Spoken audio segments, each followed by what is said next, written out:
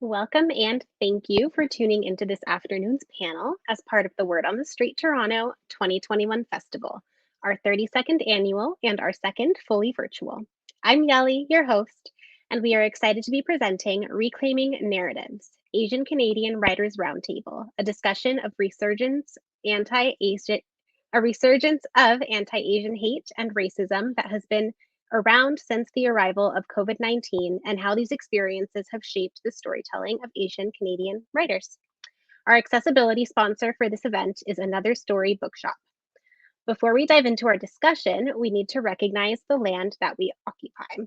The Toronto of today exists because of the Toronto Purchase, also known as Treaty 13, signed with the Mississaugas of the Credit First Nation in 1805, with a final claim settlement in 2010.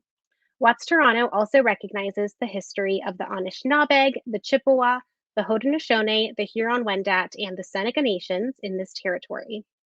The place in which Watts operates is the subject of the Dish with One Spoon Wampum Belt Covenant, an agreement to care for and share the resources around the Great Lakes in peace.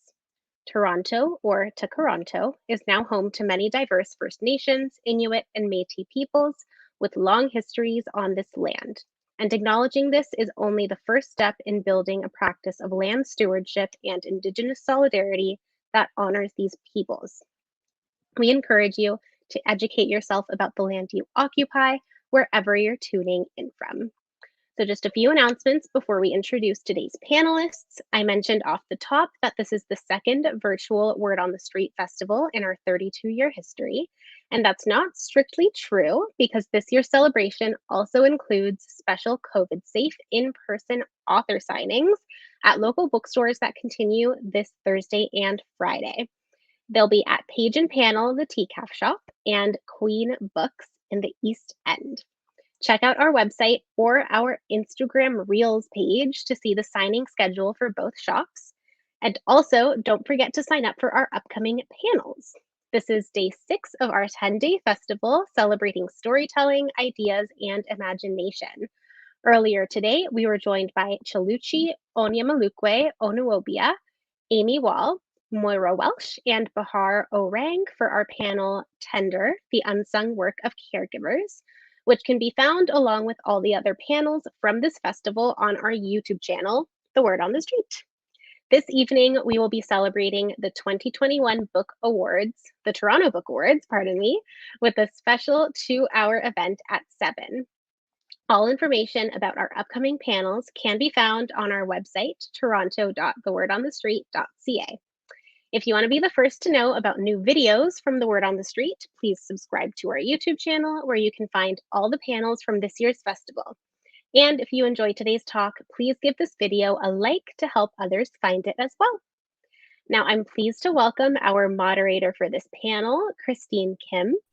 Christine is an associate professor at the University of British Columbia and editor of the journal Canadian Literature.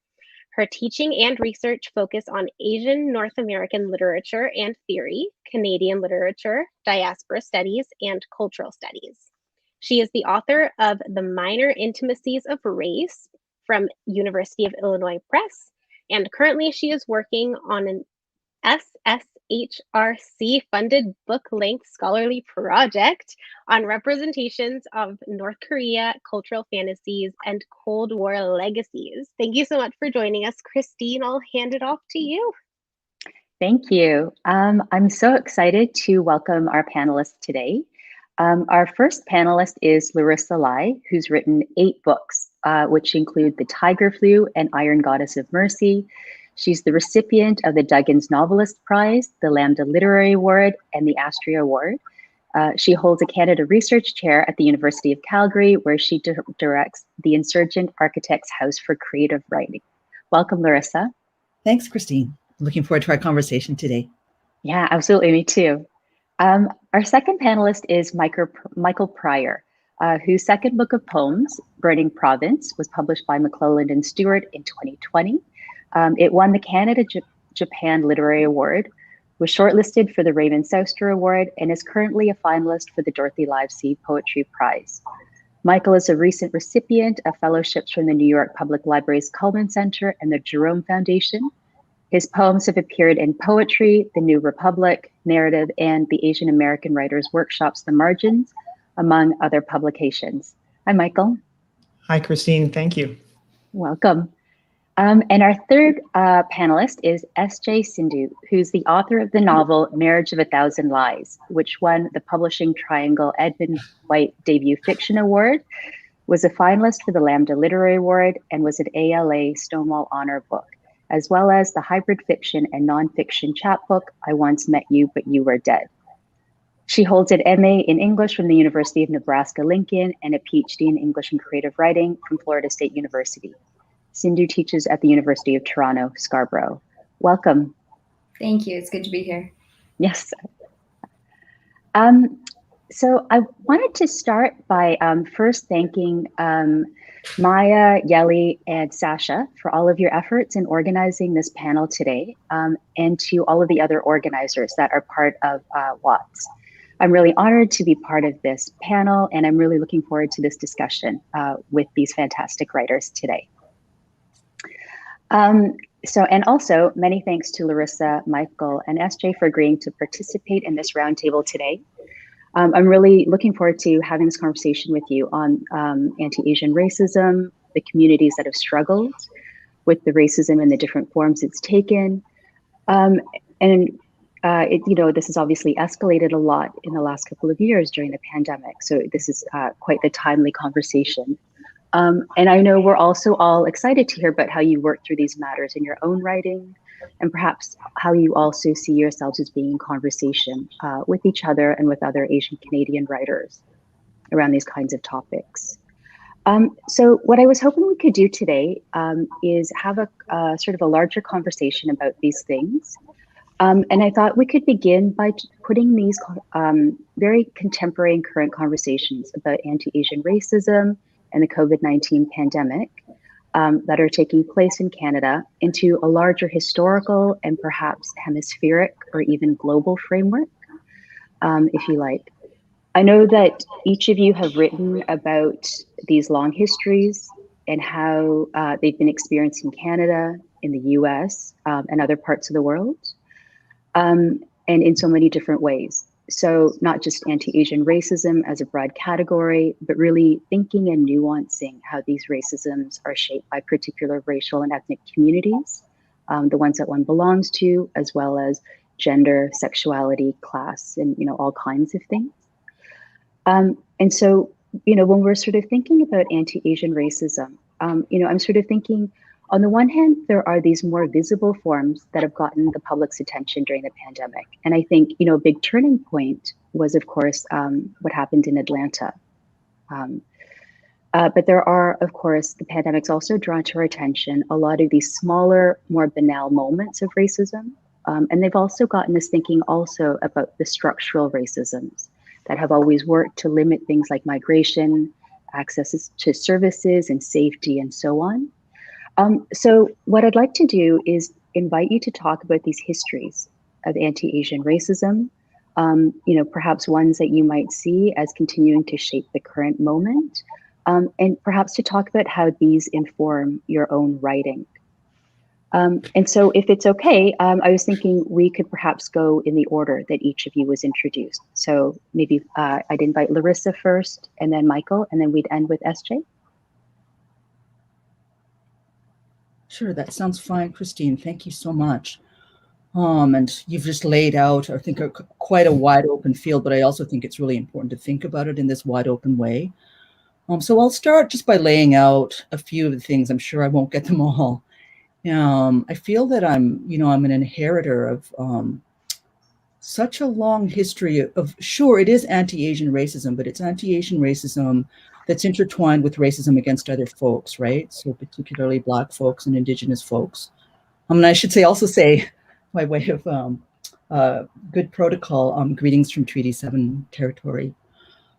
So if I think of some of the things that I inherit in a really kind of, obvious to me, although hasn't been obvious to me for all of my life, but only because of researching it and because of being a cultural worker and then later on an academic, that I would know about things like the 1907 anti-Chinese riots in Vancouver, the head tax, the Exclusion Act, the fact that Chinese people didn't have their right to vote until 1947, on the longstanding policy of white Canada that for many years held preferred countries of origin for immigration to Canada, beginning in the 1920s. And of course, these countries were Britain, the US, Central and Northern Europe.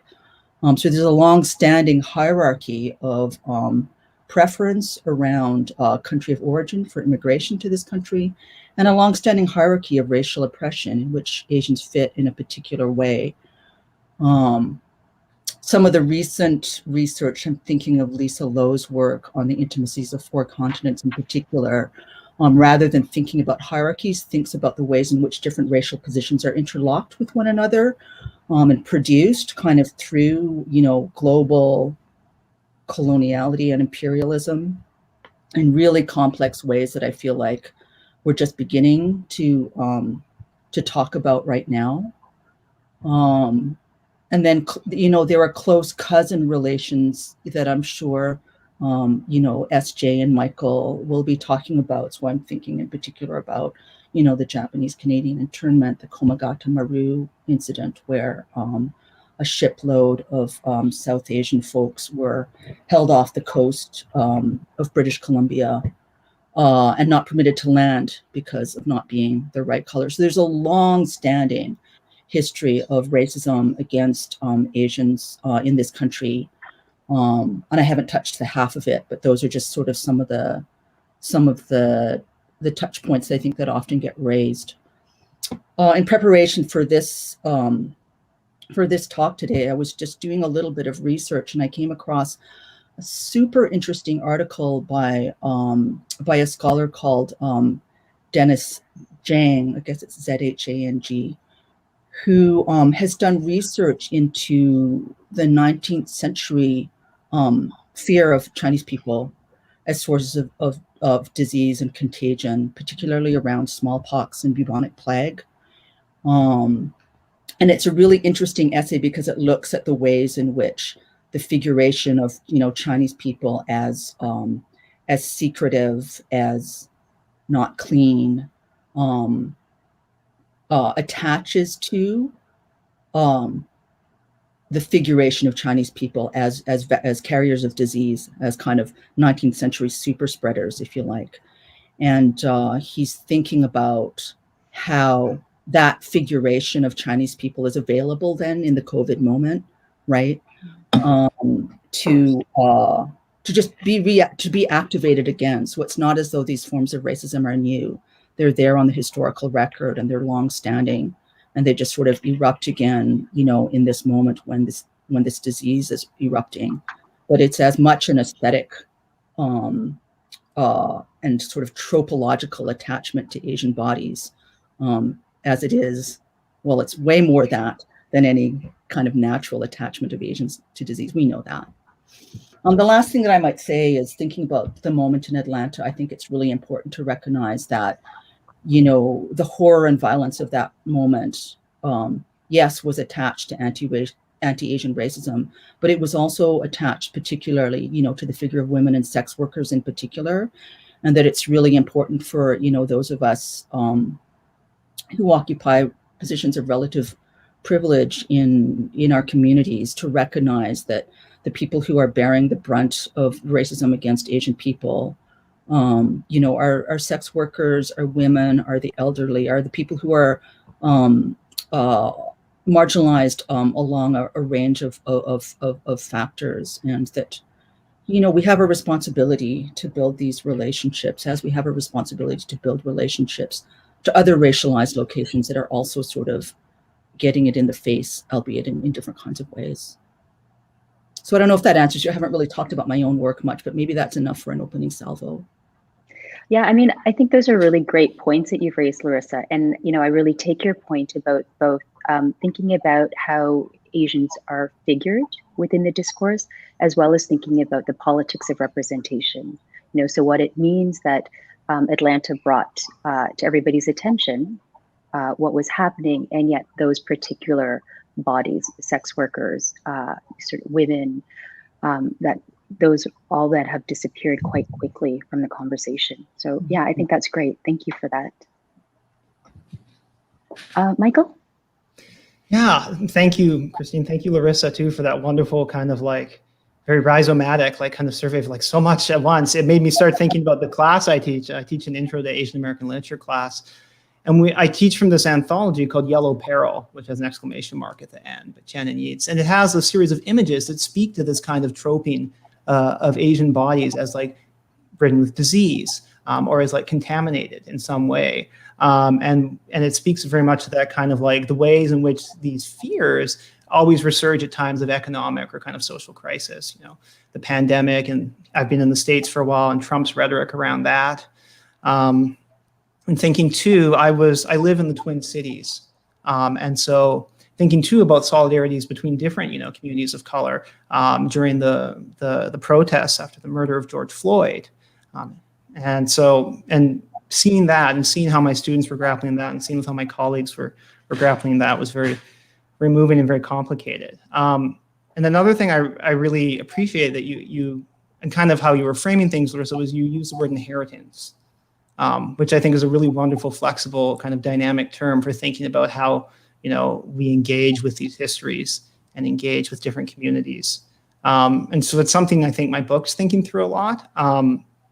And speaking of kind of yellow parallelism and like a fear of the other, the Japanese Canadian internment is what my book focuses on. Where my maternal grandparents were dispossessed and, forced into a camp with 20,000 other Japanese Canadians. And it was a kind of interesting moment where there was a shift, I think, in both, this happened in America too, obviously, but in both Canada and in America around, who were the desirable Asians at a given point. Before that, there had been a lot of vitriol and hatred directed towards, Chinese Americans, Chinese Canadians, Japanese Canadians, Japanese Americans lived in different sorts of communities due to the immigration laws. And that switched, of course, with the bombing of Pearl Harbor and who was being kind of scapegoated at any given time. So, and then, of course, I think about the model minority myth, right? Which was coined by an American sociologist in the late 60s in an article about Japanese American communities. And the particular kind of response that this community had to the trauma of being incarcerated. And it made that very problematic argument, which, was used as a way to basically put down other ethnic and racial groups. So in my book, I've been kind of, I think I wrestle with like, ideas of intergenerational memory. What happens when the living memory of a particular trauma is no longer with us, in the sense that, like, the last generation of Japanese Canadians, Japanese Americans who experienced, the internment during the Second War is passing away. My grandmother passed while I was writing the book. My grandfather is, very elderly now. What happens to like how we think about, these events, these historical events, when suddenly it all becomes a much more static archive of memories? And how do we reclaim memory from that? How can we generationally kind of like re-witness or reimagine in a way that's not appropriative, and in a way that also leads to new discoveries? I think of like the scholar Marianne Hirsch and her concept of a post-memory, right? Yeah, which she's thinking about in relation to the Holocaust, but I think can be applied, to kind of these histories as well. And also, I'm thinking about Stuart Hall talking about race and, the way race is constructed as discursive, right? And what that means, especially for someone like me, who is like many other Japanese Canadians and Japanese Americans, biracial, right? And I think actually the Japanese Canadian community has the highest intermarriage rate of any ethnic community in North America. And that I think is a direct result, of the internment and its kind of legacies. So that's a constellation of things I just want to kind of throw out there in response to what Larissa's talking about. Yeah, I mean, and I think it's great, this sort of thinking about timing in that way that you're in terms of both memory and sort of how we inhabit and continue to live memory, as well as sort of thinking about the moments in which things, these sort of representations take on certain urgency, and the moments in which we see bodies becoming more or less threatening. So yeah, I think those are great. Thank you. SJ? Thank you. And I thank you, Larissa and Michael, for expounding on sort of the intergenerational trauma and the histories that we are inheriting and what it means to inherit these histories of oppression and histories of internment.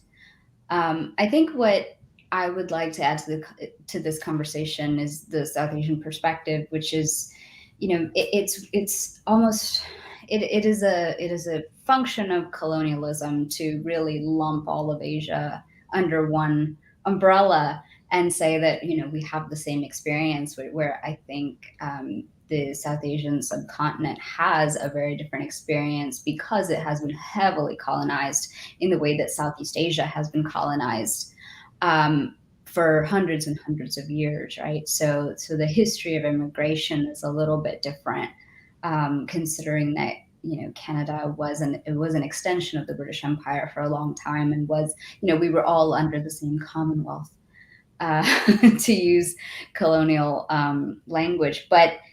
So I think the histories are very different, but I think in terms of contemporary histories of immigration, a lot of it has been very similar.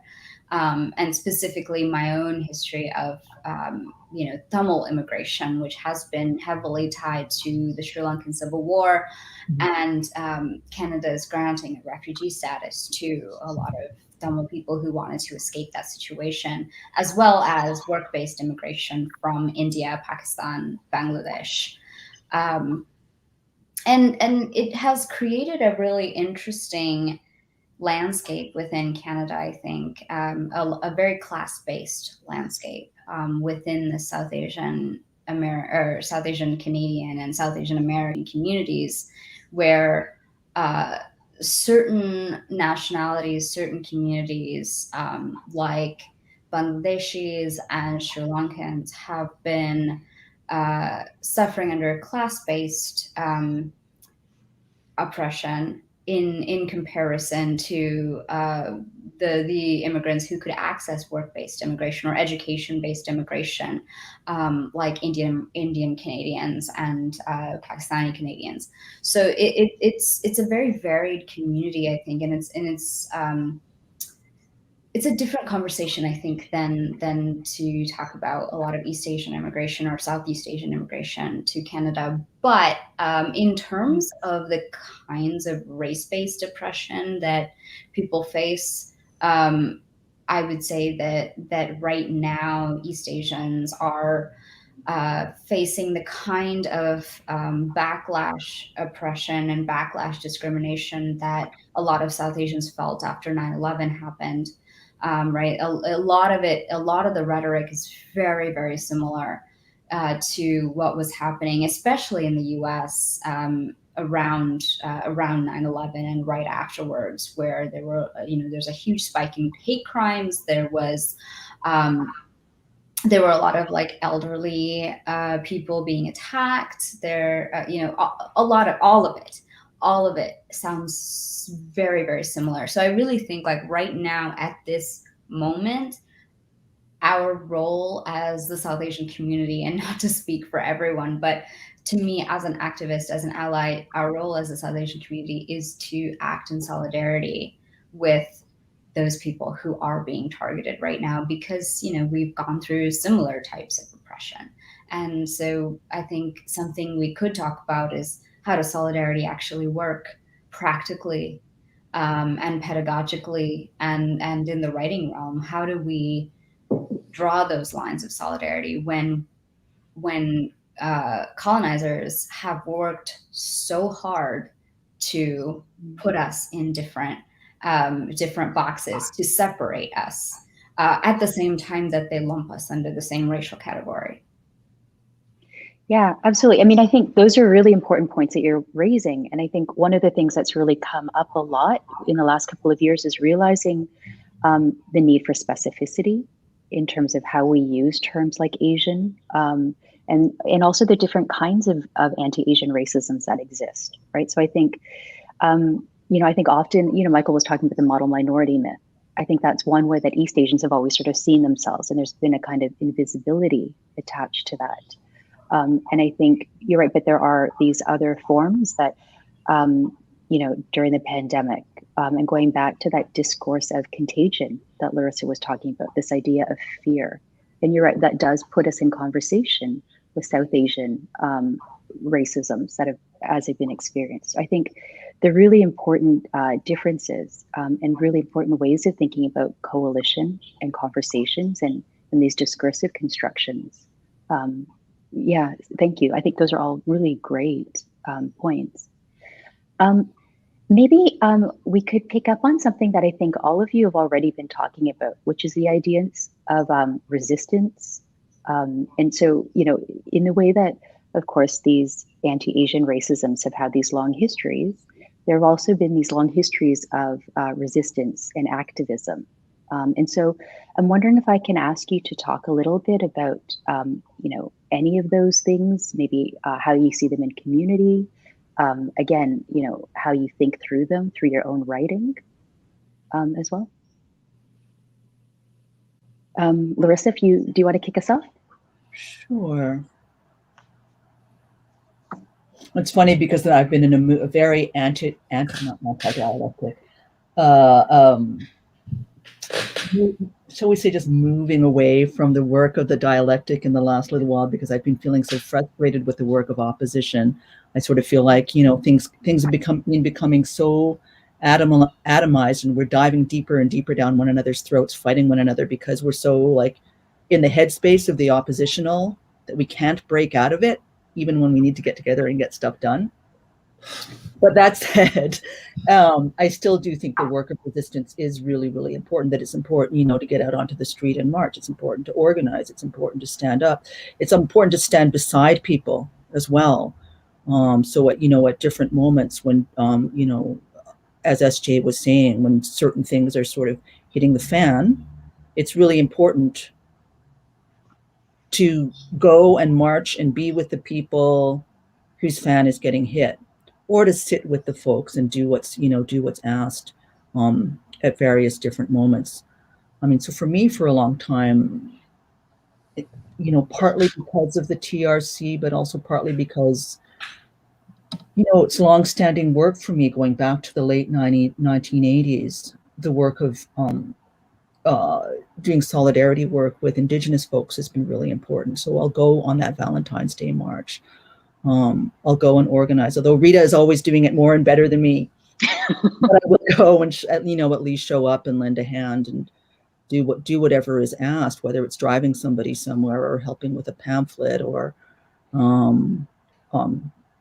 doing a little bit of prayer for a situation or whatever. I think that those kinds of things are important.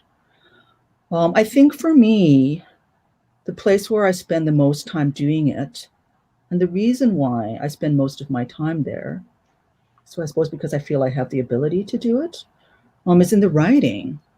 And it's been different kinds of writing at different times. So a couple of years ago, before the pandemic hit, I was thinking about, because of the SARS epidemic and some things that had happened, not just to me, but I think, to and through a range of the communities that I moved through.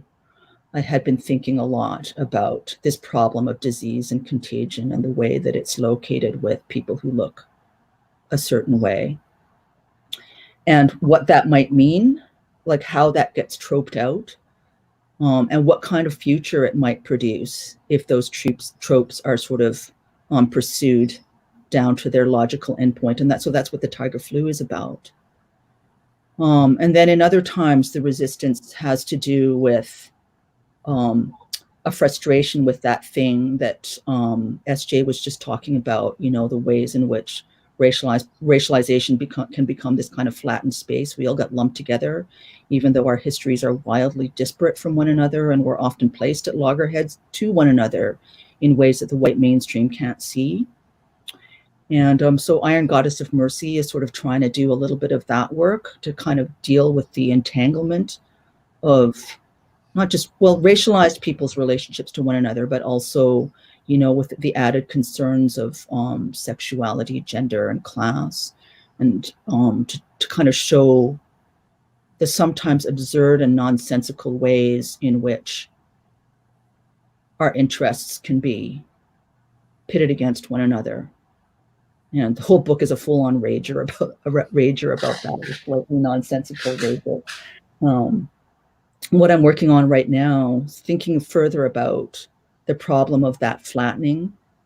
And it is a kind of resistance in the sense that, you know, as we were thinking in the first round of conversation about what the violence has been against us and the kinds of stereotypes that are pitted, that are sort of laid on a vast us. I'm trying to thread that out. So the novel I'm working on now is actually set in late 1930s, early 1940s Hong Kong. But I'm trying to imagine it as a cosmopolitan place. It's a violently cosmopolitan place in which, you know, nobody is being treated very well at all, but everybody's there. And so I'm trying to think about the relationships between sort of among Hong Kong Chinese, Japanese expats who might be there, the incoming Japanese imperialists, and trying to make a distinction between different modes of Japaneseness, because it's complicated and twisty in that time. Long-standing South Asian presence there because of the British imperial presence. So a lot of South Asian people, you know, brought in the first instance to do various different kinds of security work. And then also Black presence that's there, which is kind of an amazing thing that I didn't expect to find and found. And so by thinking about that history, I hope that it shows us our relationships in a more long-standing historical way, and also makes the connection between Canadian and Canadian spaces. And the language is so complicated because, you know, SJ, we don't get to escape the language of imperialism, right? It's like, I don't even want to call it Asia, but we call it Asia. But sometimes we call it global, but sometimes we call it Pacific, but sometimes we call it, you know, international, and sometimes we call it neoliberal, right? And the way we name the space shifts. Some of the same bodies are moving through it. Depending on the language we use, it relationships form differently, and the way we see one another shapes differently. And so that's some of the stuff that this book is trying to get at. I don't know if I guess it's resistance in the sense that it's trying to illuminate an actual history as opposed to the racist one that otherwise gets laid on us. Yeah, absolutely. I mean, and I think it is, you know, the sort of representing everything is happening simultaneously. I mean, you opened and you were talking about Lisa Lowe's work in intimacies. And I think it sounds sort of very much in conversation with that project. And I think it's tremendously important. Well, can I also say there was also Indigenous presence there because of the Winnipeg Grenadiers, and there were Métis soldiers there as well. So everybody was there. Sorry, I didn't want to forget that. Thank you.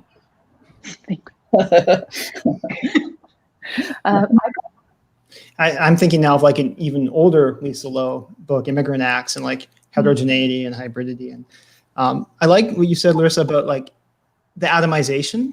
It feels like at this current moment, and how I feel a kind of like exhaustion around that too, maybe. And I hope I'm understanding you correctly, which is making me think about like what constitutes resistance on like the page.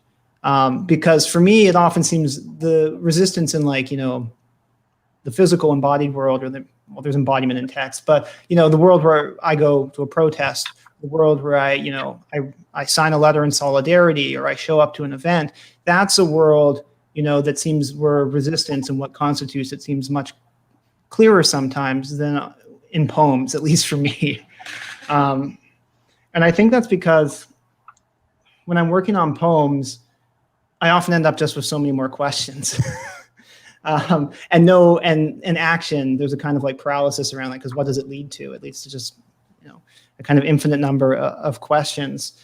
I think, you know, like what constitutes resistance? I suppose for me, witness is a kind of resistance, to bear witness, as you said, to kind of like unearth and like articulate histories in a way that hadn't been, you know, in the way they hadn't been shown before, to give voice to subject positions and like circumstances that did not have voices attached to them, or like I think about that a lot. I think too of Viet Thanh Nguyen, Race and Resistance, that book, which is like, I guess like 20 years old now, but in it he writes about how there's like this this kind of like propensity within the academy, I suppose, or within literary criticism, to think about like Asian American writers, at least, as like being divided into camps of like activists, sort of resistance, and like accommodation sellout. And this, it's a polarizing kind of thing, because like he says he's kind of thinking through why our literary criticism always seems to start lumping authors into one of two categories, when really most books are somewhere actually more in the middle, much slippery, much more complex than that. The way human lives are much more complex than that. The way we're all enmeshed in these institutions and structures. I mean, we're all, I think, teaching at like post-secondary institutions, right? And then I think about how UBC did nothing to support its Japanese Canadian students during when the call for internment happened, whereas lots of American institutions did and protected their students. And so I went to UBC, and I thought about that when I was there. So I don't know. I've been thinking a lot about like kind of what constitutes resistance in a poem. And as I write newer work for the next book, I've been thinking a lot too about how I've often been missing, as SJ was talking about, a kind of class consciousness in my thinking about, race and then about gender and other things. And so I've been trying to grapple with that more in the work. I guess where I'd like to kind of like end is just like, I'm thinking too about, I don't know if you've read Seamus Heaney's essay from, oh my gosh, Poetry of Redress, but thinking about what actually constitutes redress in poetry. And his answer is a kind of inclusive consciousness whose complications are commensurate to the world's. And I wonder if that's resistance, maybe just resilience. I don't know, but. Yeah, that's really thought-provoking. Thank you. I think I'm doubled again. SJ? So, I mean, I've been thinking a lot about resistance lately in the context of my book, because I'm working on a book right now about, it's a novel about the Sri Lankan Tamil refugees that settled in Scarborough.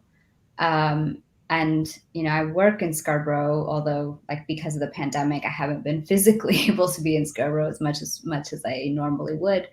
But I've been thinking a lot about resistance in that context, because that novel is also about the Sri Lankan Civil War, and looking at how writers were really valuable to the resistance movements, and how writers were also persecuted by the government because they were so dangerous and they were deemed so dangerous. And lately, my history with resistance is through queer organizing. So I was a community organizer. I was, very boots on the ground, sort of organizing rallies and speak outs and all of that. And then now that I'm part of the academy, the Ivory Tower, I've been wrestling with my own relationship to resistance and leaving community organizing behind, and how I can still resist from within the system, and if it's even possible. So for me, the answer is related to that dangerous vocation of being a writer. That writing has always been seen by oppressive governments as something that is dangerous, something that can change the world. And I keep coming back to that as a central tenet of my practice, that if I'm not writing something that can potentially be an agent of change, then I'm not doing my job right.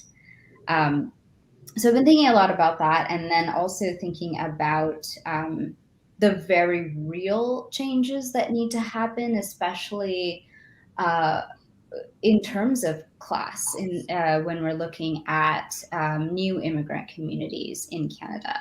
It's always astounded me, because I'm American, to travel from America, where South Asians are generally, and brown bodies in general, are generally seen as sort of the model minority, right? The doctors, the engineers, the lawyers, and crossing the Canadian border and coming into Scarborough, where brown bodies like that of my family is automatically considered dangerous and adjacent to Blackness, which I think is really an interesting shift in perspective when it comes to who is allowed adjacency to whiteness in which country, right? Tamils in Canada are not allowed adjacency to whiteness, whereas Tamils in America are. So it's a very different experience, like very different lived experience of oppression living as a Tamil person in America versus Canada. So I've been thinking a lot about that, and looking at, and trying to figure out what my role as a writer is in that space, especially coming from the Tamil community. What is my role? What is my responsibility to represent the Tamil experience, whatever that might be, and my own specific experience, because I don't want to speak for a larger community, but at the same time, there's not that many of us, right? We actually, like every published Tamil writer in Canada and the US can gather in one very small room, and we often have, right? This is the very real reality of living as an Asian artist in the US and Canada. So the question for me that I've been wrestling with is, how does resistance actually work through fiction specifically, because that is what I'm interested in writing. So what power does fiction have to resist existing, not only existing nodes of oppression, but also to give to show us what's possible? Because I think that's the real power in fiction, is to show us something that is possible that we don't yet have, which is empowerment, which is joy. And that's so I've recently started writing kidlit, so stories for teenagers, for middle school age children, and that has shifted my thinking about like how narrow resistance was in how I was thinking about it before. I think that depictions of joy in fiction can be so powerful as to be a type of resistance themselves, to show children through fiction that they deserve joy, then that they can have joy. And so now my new goal in my fiction writing is to show joy for Asian characters, to show Asian characters succeeding and being in love and being happy and actually getting what they want in the end, not just Asian pain. Because I think that we focus, and a lot of my adult work and literary work is focused on pain and the pain of oppression and the resistance to it. But I also think the other side is really important, to take that joy into account. I love that idea. I feel this idea of joy as a kind of resistance, and moving away from only sort of thinking about the grief and the violence, which I think we've given a lot of attention to for good reason. But I do think there is a lot of other things that we feel, or hopefully we feel. And I mean, maybe we can sort of tie that idea back to Michael was talking about resilience too. And so I guess, there's that question too, like we're sort of in this moment where, like the pandemic has been going on. It feels like it's never going to end. And it feels like we're all at the limits of things.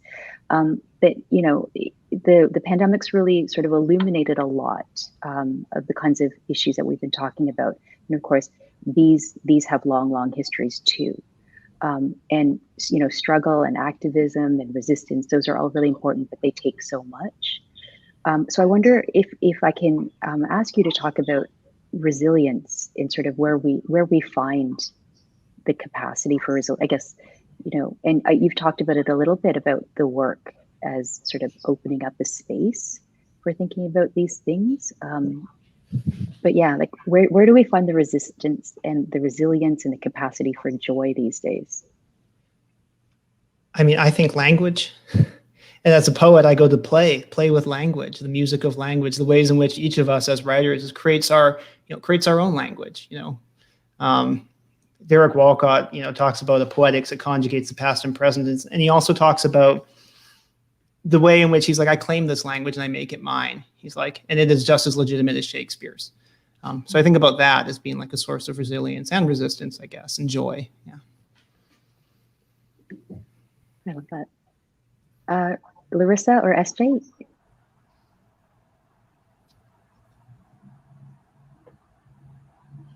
I mean, one of the things that I'm really sort of struggling with these days, sorry, this is not a very resilient, or maybe it's a super resilient question. As a Chinese person, I'm so conscious about this location as a fraught one in this particular historical moment, that there's some pretty nasty imperialism unfolding from Chinese locations that might be understood as a kind of resilience, but I'm not sure it's the kind that I'm looking for. And so I think it's just important to sort of lay that on the table because, because as we know, these locations are so complicated. But if I wanted to think about resilience in a happier kind of way, what Michael says, sure, in language and language play, absolutely, I find a great deal of joy and pleasure there also.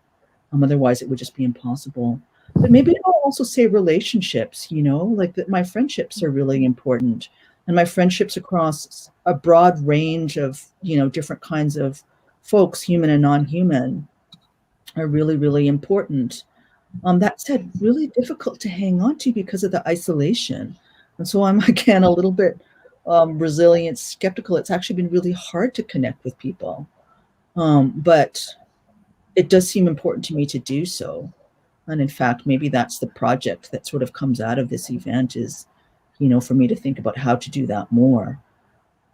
Because I've sort of tended to just tumble into, there's so much work to do. So I just keep falling into more and more work, which of course is so not great. And yet there's so much to do. That is not very uplifting. Hey, lift us up. I think for me, I always try to keep in mind that resilience is not the end goal. It's a strategy that we employ right now because we are living under oppression of many kinds. But the goal is to create a world in which resilience is not necessary and grit is not necessary, right? For future generations to not have to be resilient because they are not living under the kinds of oppression that we are. And that's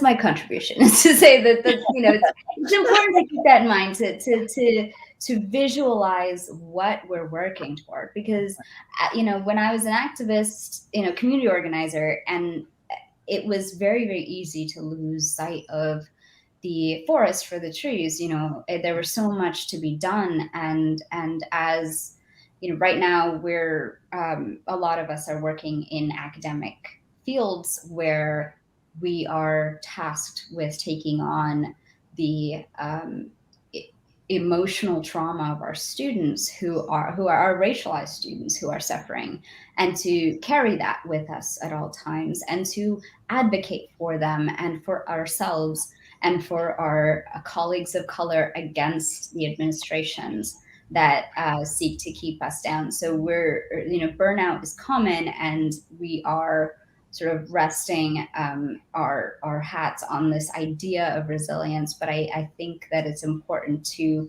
see beyond it and see beyond it to a future where it's not necessary. Well, thanks for that, SJ. As you're speaking, I'm thinking, okay, here's something I can offer. Thank you for all of that. I've been doing a bit of reading and hanging out with the utopian studies folks. And there's been a lot of discussion in those arenas around, I think because so many of the novelists have been writing dystopia in the last little while. And there seems to be a move back towards utopia now, and a kind of a re-theorization of what might be possible in utopian thought. And that's a little bit uplifting. That's good. See, that's great. I love it. I love this idea that we're striving for a place where we don't need to be resilient, right? I mean, I think all of this stuff, the strategies, like sort of, we're always told to get a thicker skin and all of that kind of stuff. And yeah, it's important to remember that's not where we want to be. No, Absolutely. exactly. Yeah. Get a thicker skin, suck it up, and work harder. Yes. So many things. Yeah. I have a question from the audience. Maybe I can pose to you. And they're asking, are there ways that your practices of resistance and resilience have changed in the past almost 2 years as a result of being at home for the majority of our time?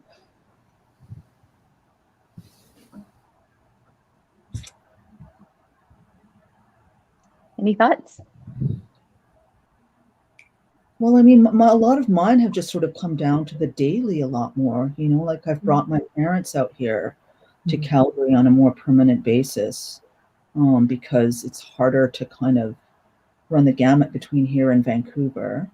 Is that a practice of resistance and resilience? I guess so, because I'm kind of trying to keep my family together. It would sure be nice to not be at home all the time and to be able to return to the outside world. Although I imagine that there's no return, you know, whatever is on the other side of this is not what was behind us. Yeah. I mean, I think absolutely. I think transforming your domestic space and sort of keeping those relationships is an important one. I can't figure out where that noise is coming from. I'm so sorry. I think that's my, I got my message thing on my computer. I'll try to stop it. Sorry about that. Michael? Oh, I was like, oh no, I don't think I have. I think I have. I don't know if I have an answer for that. I mean, I think, yeah, I think the daily is a good answer. Like, especially true for me. And before I moved to New York, certainly being out in nature, you know, taking walks around the lake, watching the inhuman world, in many ways was a form of like small consolation, if perhaps an escapist one. Though not really, because warmest summer in years, and you go, oh.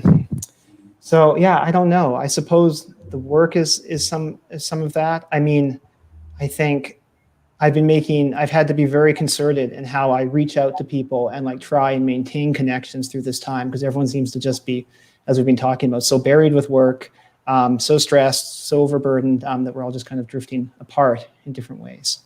So, yeah, I mean, for sure, that is getting harder and harder, I think, and especially, I mean, it lightens up for a bit. You connect with people in person, and now it's so uncertain. Yeah, absolutely. Yeah, SJ?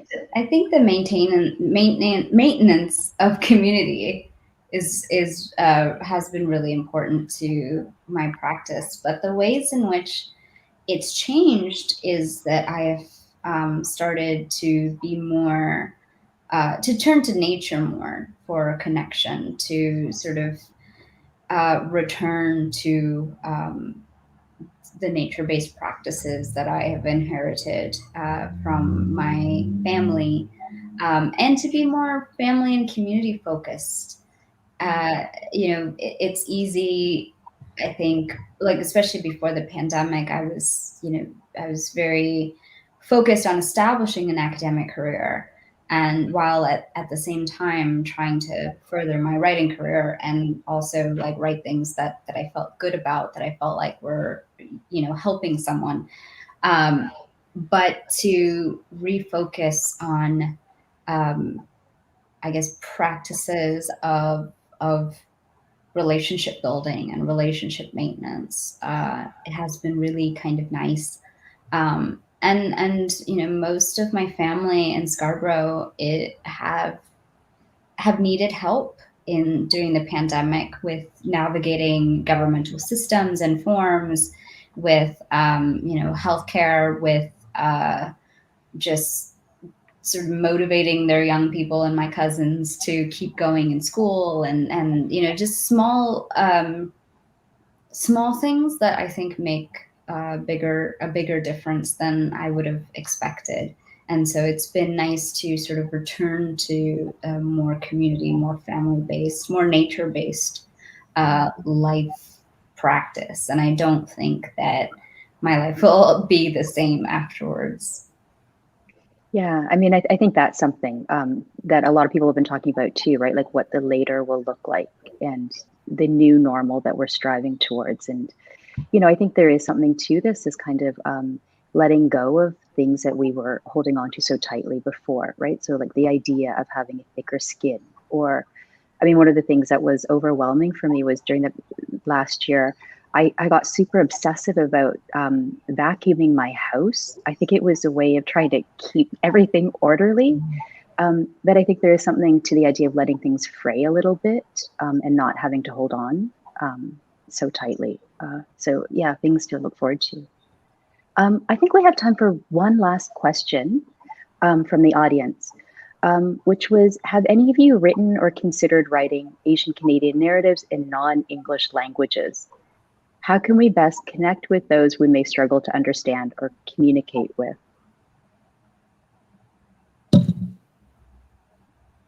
I can go first. I've definitely considered writing my stories in Tamil. Unfortunately, I'm not as fluent in Tamil as I am in English, which is unfortunate because Tamil is my first language. So I think, like, I don't know, it would be really nice to have a way to break the language barrier or make it smaller, to maybe have institutional support for academics who want to learn different languages, and like that should be built into our practice as academics, to not just be expected to do it on our own time, but to have that recognition that is an important part of our work and to help us get there. That would be really nice. Yeah, absolutely. Larissa, Michael? I think that's really well said, SJ. I love that idea of being encouraged by our institutions to return to mother tongue. I'm afraid I'm a child of the deep, deep assimilation of the, Pierre Trudeau years, and my access to mother tongue is not very good. I can hear quite a bit, but I can't speak it. I really wish I could. I've made attempts on many, many occasions, and I have a huge subconscious block that is so hard to pull the cork out of. It's not even funny. That said, I'm aware that there are folks who are. And so in Vancouver, there's a wonderful prof. Her name is Lai Fong Leung. She's retired. And she heads up a whole crew of writers who are writing in Chinese about, Chinese Canadian experience, based in Vancouver. And also here in Calgary, my very dear friend Wayman Chan does it as well. His poetry is so beautiful. He speaks Toisanwa, so the kind of it's the dialect of the Chinese sojourners who came at the turn of the last century. He inherits that history. He speaks the language. He's been working it into his poetry. It's very, very beautiful. I'm most envious. I wish I could do the same. Yeah.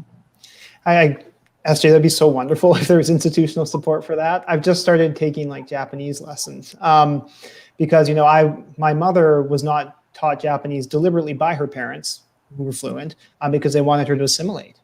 So of course, then I didn't get Japanese. And so I've been thinking about what that means and starting lessons now. And yeah, I wish I could write poems that incorporated both. There's a Mexican-American poet, Eduardo C. Corral, who just does this incredible, amazingly beautiful code switching throughout his work. And he was my poetic mentor. And I thought, wow, I wish I could do something like that. It's incredible. It's so important that they were doing the best for us that they could at the time, right? They were doing what they thought would be the best for our, our well-being and survival when they decided not to teach us. But it was a loss. Yeah, it's a huge loss. That's the power of ideology. Yeah, and I mean, a sort of a good reminder that the assimilation is part of the history that we're all talking about. Yeah, absolutely. Wonderful question, though, and a really nice one to end with. I think it looks like we've reached the end of our time. So I would thank you all for joining us today. And I think Yeli's back. Yes, thank you so very much to everybody for all your insights and thoughtful conversation and just like holding space with us for these crucial conversations. Thank you so much. And thank you to everyone for tuning in from home. You can find the books by today's panelists, Blue Skinned Gods by S.J. Sindu, Burning Province by Michael Pryor, or Iron Goddess of Mercy by Larissa Lai at our virtual bookstore in partnership with Another Story Bookshop and our official ebook seller, Rakuten Kobo. You have until the final day of the festival to sign up for our giveaway in partnership with Rakuten Kobo and visit toronto.thewordonthestreet.ca/2021-festival-contest for your chance to win one of 3 special prizes, including a new Kobo e-reader. Remember, for each day of the festival you tune into, you will receive a bonus entry code, and today's bonus entry code is community. Make sure to tune in later tonight for our special 2-hour event celebrating the 2021 Toronto Book Awards and to see the shortlisted authors discuss their works. For more information about this year's lineup, as well as the panelists you've heard today, visit our website, toronto.thewordonthestreet.ca. And if you'd like to support The Word on the Street by making a donation, simply head to our website and click Donate Now at the top of the homepage. Thanks again, everyone, for joining us, and have a great evening.